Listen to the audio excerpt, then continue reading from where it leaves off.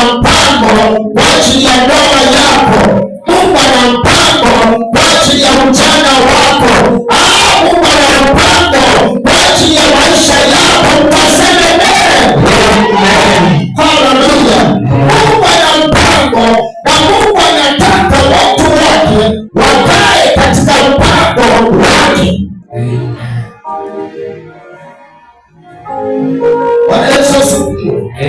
Unaweza ukafika mahali katika maisha yako ukaona ni kwamba Mungu ameondoa mpango wake katika maisha yako. Unaweza ukafika mahali ukakutana na ukuta mbele yako, ukakutana na mahali mbele yako, na ukaona ya kwamba Mungu hayuko katika mpango wake. Lakini nataka nikwambie, katika magumu, katika mazuri, katika machungu, unahitaji kukaa katika mpango wa Mungu. Amen. Amen. Naomba ufungue kitabu cha Yoshua. Kitabu cha Yoshua 6 na tunasoma mstari wa kwanza na mstari wa pili. Yoshua 6 mstari wa kwanza na mstari wa pili. Yoshua 6 mstari wa kwanza na mstari wa pili. Biblia inasema hivi: basi Yeriko ulikuwa umefungwa kabisa, kwa sababu ya wana wa Israeli, hapana mtu aliyetoka Yeriko, wala hapana mtu aliyeingia Yeriko. Bwana akamwambia Yoshua, tazama nimeutia Yeriko katika mkono wako.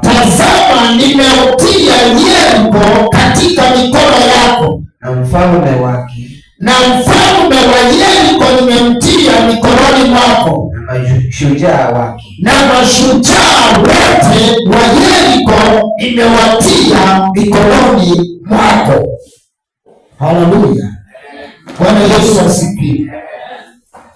Kaa katika mpango wa Mungu. Ndugu yangu nani, sikiliza mchana wa leo.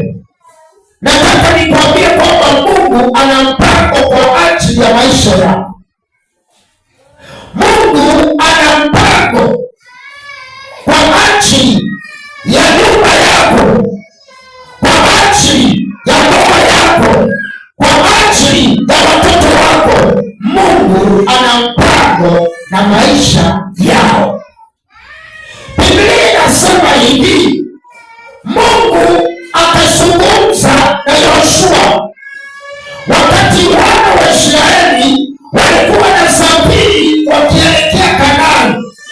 Walifika mahali moja, sehemu moja ambayo inaitwa Yeriko, na maandiko yanasema kwamba maadui wakawa wamejenga ukuta mrefu sana, ukuta ambao katika akili ya kibinadamu, katika fedha ya kibinadamu, katika mali ya kibinadamu hawangeweza kubomoa Yeriko. Lakini walipofika pale, Biblia inasema kwamba wana wa Israeli wakaona ya kwamba hakuna upendo. Wana wa Israeli wakaona ya kwamba watafika Kanaani. Wana wa Israeli wakaona ya kwamba wana mafanikio. Lakini Mungu akanena na Yoshua akamwambia, ambia wana wa Israeli. Haleluya. Hata kama wanaona hakuna upendo, hata kama wanaona ukuta mbele yao, lakini waambie ya kwamba ijapokuwa Yeriko imefungwa, hakuna mtu kuingia, hakuna mtu kutoka. Imeweka Yeriko kwenye mikono yako. Haleluya. Bwana Yesu asifiwe. Nimeweka Yeriko kwenye mikono yako. Ambia wana wa Israeli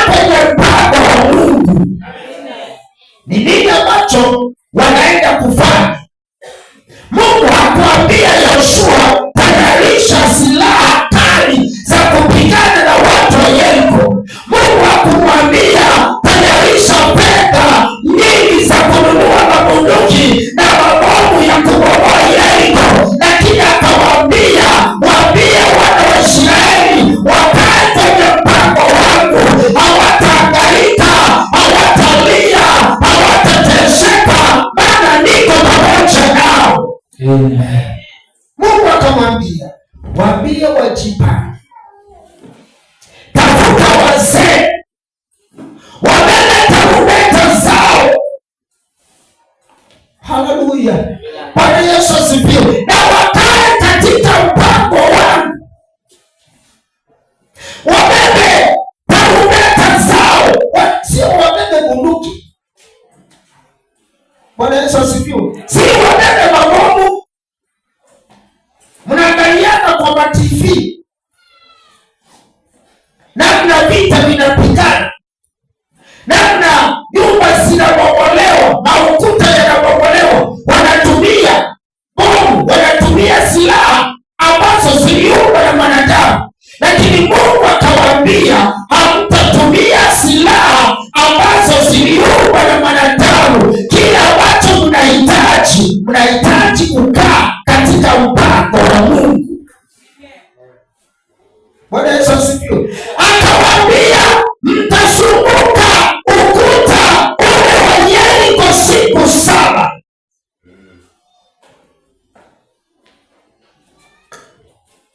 Mtakuliwa kile kusumanta bantu wangu.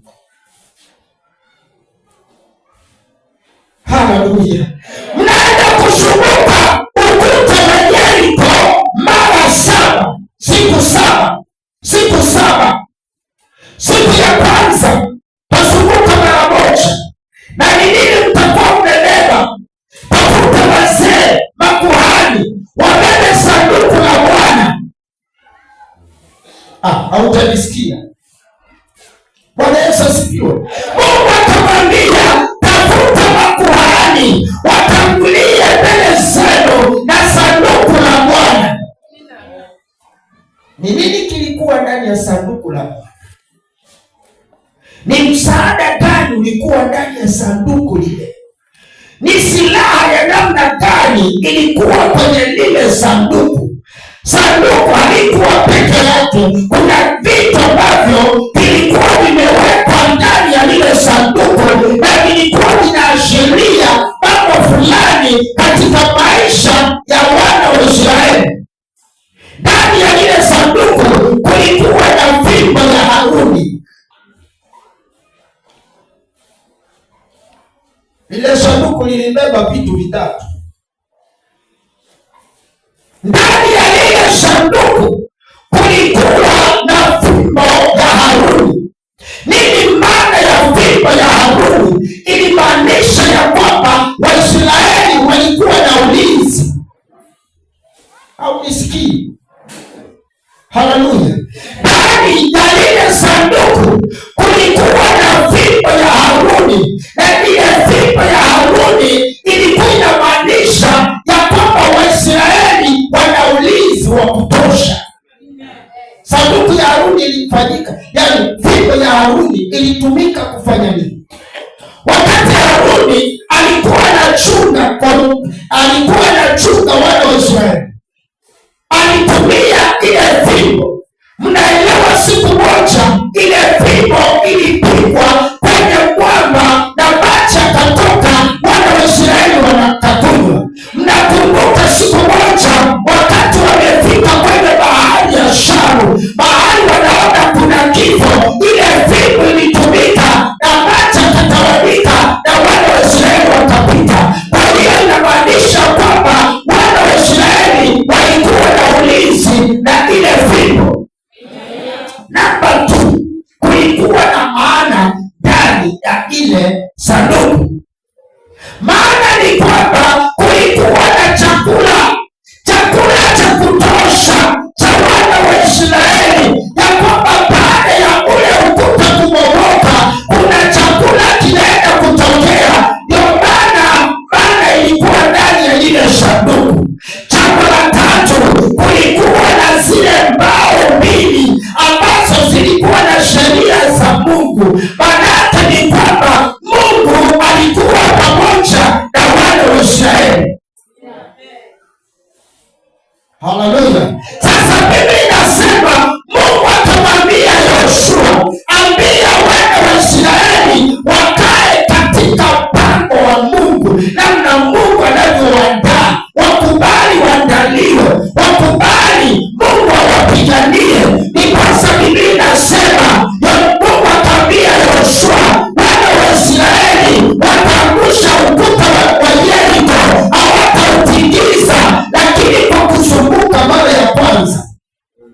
ya kwanza watasumbuka mara ya kwanza. Haleluya! Na wanaposumbuka wanafanya nini? Wanamwimbia Jehova, wanamtukuza Jehova, wanasema tunaamini tumeanguza ukuta. Wanazunguka ule ukuta, wanapiga tarumbeta zao, wanaenda kwa kambi kupumzika. Haleluya! Siku ya pili wanaenda tena pale, wanazunguka ule ukuta, wanamwimbia Jehova, wanaomba mahali pale, wanapiga tarumbeta zao, wanaenda wanapumzika kwenye kambi. Haleluya! Siku ya saba Biblia inasema Bwana akawaambia Yoshua kwamba mtazunguka ukuta wa Yeriko mara saba, ukimtukuza jina la Bwana, ukiimba nyimbo za Bwana. Mara ya saba utaambia makuhani watapiga tarumbeta zao, watashangilia Jehova, watamwimbia Jehova, na ukuta ule wa Yeriko unaenda kuanguka. Kaa katika mpango wa Mungu. Mungu hakulazimishi mpendwa, lakini kaa katika mpango wa Mungu, na kila ukuta ulio mbele yako unaenda kuanguka kwa jina la Yesu. Kuna ukuta ulio mbele yako umekuwa tisho katika maisha yako, na kwa uangalia unasema hapa siwezi nikapenya, naona nimefika mwisho. Nimefika mwisho, hakuna kutoka hapa sasa, hakuna kuondoka hapa sasa. Ninaona kifo tu mbele yangu, ninaona tu kufurishika mbele yangu, ninaona tu kutendelea mbele yangu. Shetani anakuletea uoga, shetani anakuonyesha kuisha. Ninakuja na ujumbe mchana wa leo, nina neno la mtu mchana wa leo, na kwamba kaa katika mpango wa Mungu, ukaona mkono wa Bwana. Ndipo alipomwambia Yoshua, waambie wana wa Israeli wakae katika mpango wa Bwana, waone mkono wa Bwana. Biblia inasema ilipofika siku ile, tarumbeta zikalia, watu wakamshangilia Bwana, watu wakamwinua Bwana. Jehova akaangusha ukuta, na leo kwa jina la Yesu, kila ukuta ulio mbele yako, kila makanisa yaliyo mbele zako, inua sauti yako mpendwa, inua sauti yako mpendwa, mwambie Bwana, ukuta ulio mbele yako unaanguka kwa jina la Yesu. Ukuta unaanguka, utatamalaki, utaingia kwenye baraka yako, maana ukuta wa Yeriko umeanguka. Haleluya! Bwana Yesu asifiwe. Mungu wetu ni Mungu wa neema, na Mungu anatembea katika neema yake. Ni kwa sababu tumekosa kukaa katika mpango wa Mungu, tumekosa kukaa katika mpango wa Jehova, na ndio maana jambo kidogo tu linapotokea katika maisha yako unaanza kupiga nduru na kulia na kuangalia kibinadamu. Hauelewi ya kwamba msaada wako unatoka wapi. Kuna mashujaa katika Biblia walielewa msaada wao unatoka kwa Bwana. Kuna majanga yaliyotokea ambayo yangeangamiza watumishi wa Bwana, lakini waliposimama katika Bwana, waliposimama katika mpango wa Bwana, Bwana aliweza kuonekania, Bwana aliweza kuwapigania. Na huyu ndiye Mungu tunayemwabudu nyakati. Mungu anayetenda, Mungu anayebadilisha maisha, na historia ya mtu ikabadilika na ikawa historia nyingine, kwa sababu amesimama, amekaa, anaishi katika mpango wa Mungu. Amen. Tamani kuishi katika mpango wa Mungu. unatamani kuishi katika mpango wa Mungu, yale iliyo mbele yako, haijalishi imejengwa kwa nini, haijalishi imejengwa kwa vyuma, haijalishi imejengwa kwa kokoto ya namna gani, lakini yale iliyo mbele yako kwa kutumia jina la Jehova, hiyo Yeriko inaanguka na unasonga mbele, unatamalaki mbele, unaendelea mbele, kwa sababu Yeriko imeanguka. Ni Yeriko ya namna gani iliyo katika maisha yako inayokusumbua? Unaona kwamba utasonga, unaona kwamba utafanikiwa, unaona kwamba utaenda mbali. Ni Yeriko ya namna gani? Leo tunaisumbuka mara 7 na tarumbeta zitakapolia, Yeriko itaanguka. Tutatamalaki, tutaingia, tutateka mateka kila wafalme, kila mashujaa walio ndani ya Yeriko wanatekwa kwa jina la Yesu. Maana tunakaa katika mpango wa Mungu. Tunakaa katika mpango wa Mungu. Hayo unayoyaona, Yeriko unayoiona ni jaribu linalokuja katika maisha yako. Mungu anataka kujaribu, aone kama utasimama. Haleluya! Mungu anataka jaribu wokovu wako. Mungu anataka jaribu maisha yako, aone kama utasimama. Na ndio maana nasema ya kwamba ikiwa tutakaa katika mpango wa Mungu, tumtumaini tu Mungu, tumaini letu tuweke kwa tumaini lako uweke kwa Jehova, tumaini yako mtumaini tu Mungu.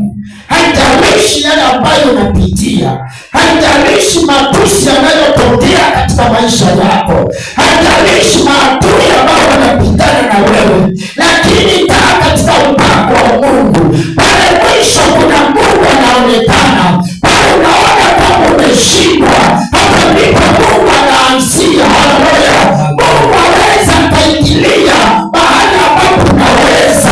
Mungu anaingilia mahali ambapo umeshindwa.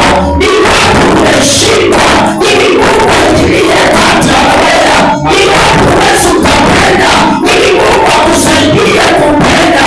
Ni wapi ambapo hautaweza ili Mungu akuwezeshe? Mahali ambapo umeshindwa, hapo ndipo Mungu anaanzia. Mungu anaanza sasa. Wewe ndiye mahali hapa, kuna mahali ambapo umeshindwa. Leo Mungu anaanzia hapo. Leo Mungu ananena na mtu katika ibada ya siku ya leo, katika neno lake. Mungu ananena na mtu ambaye ameshindwa, ambaye anaona hakuna tumaini, aliye na kilio ndani yake. Mungu ananena na huyo mtu katika jina la Yesu Kristo. Tunaenda kuinuka kwa miguu yetu, tunaenda kumuita Jehova, tunaenda kumuita Bwana, na Bwana ananena na wewe. Kaa katika mpango wa Mungu, usitoke kwenye mpango wa Mungu, maana Mungu ana kusudi na maisha yako. Haleluya! Bwana Yesu asifiwe. Mungu ana kusudi mpendwa. Mungu ana kusudi na wewe. Usilie pendwa, usione kama Mungu amekuacha, usione kama Mungu hayuko upande wako, usione kama Mungu amekuachilia. Wazee waliona Mungu ameachilia wakati walifika kwenye ukuta, hawawezi wakatenda, hakuna njia tena, njia ilikuwa imezibwa, bali walikuwa wametangulia